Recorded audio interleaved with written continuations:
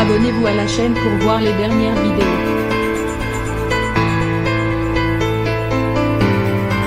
Il fait partie de ces joueurs entrés directement dans le cœur des Français un soir de juillet 1998. Jamais titré dans la compétition jusqu'ici, l'équipe de France remporte sa première Coupe du Monde de football à la maison.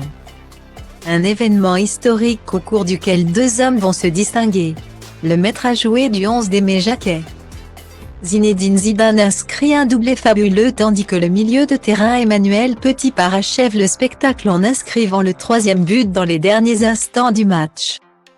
Un succès triomphal et le joueur qui évolue en Angleterre à ce moment devient une véritable star.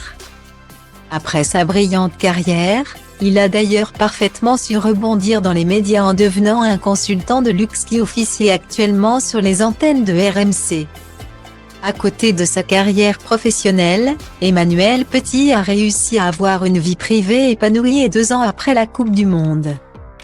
Il épouse l'actrice française Agathe de La Fontaine avec qui il a une fille, Zoé, née le 22 mars 2002.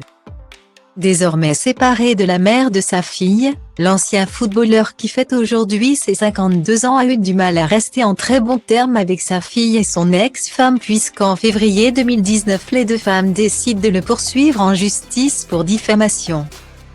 Tout part de la présence du beau blond à la queue de cheval dans l'émission Les Terriens du samedi pendant laquelle l'ancien bleu a laissé sous-entendre que l'adolescente était responsable de la prise de distance entre eux.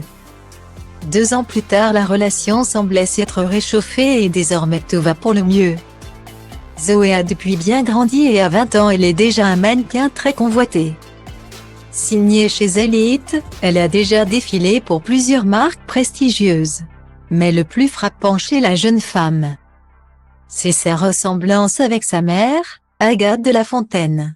Les deux femmes se ressemblent énormément, comme on peut le voir sur leurs comptes Instagram respectifs. Grande et blonde avec un regard de braise, Zoé a tout pris à sa mère. Désormais en bons termes avec Agathe et leur fille Zoé, Emmanuel Petit va certainement passer une très belle journée d'anniversaire auprès d'elle. Agathe de La Fontaine et Emmanuel Petit ont été mariés entre 2000 et 2002. Il a depuis refait sa vie en 2014 avec Maria Cervello.